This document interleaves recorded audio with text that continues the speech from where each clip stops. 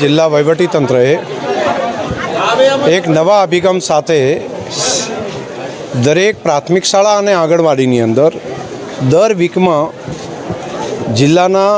100 જેટલા અધિકારીઓ દર વીકમાં એ શાળાની મુલાકાત લે, 2 કલાક જેટલો સમય ત્યાં રોકાય અને ત્યાંનું ફૂડ કુપોષણની સામે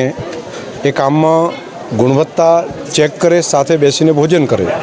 અને તે સિવાય શાળા કક્ષાએ ક્વોલિટી એજ્યુકેશનની બાબતમાં પણ શિક્ષણ વિભાગને મદદરૂપ થાય તે પ્રમાણેની લગભગ 2000 જેટલા યુનિટ, ખાસ કરીને પ્રાથમિક શાળા અને આંગણવાડી એ બધામાં સ્વૈચ્છિક રીતે આ કામને એક મિશન તરીકે ઉપાડ્યું છે. જિલ્લા વહીવટીતંત્રને હું હૃદયપૂર્વક અભિનંદન આપીશ કે ખૂબ સારું કામ આ હાથ ઉપર લીધું છે. આજે કુવાડા ગામની અંદરથી અમે આ કામની શરૂઆત કરી છે.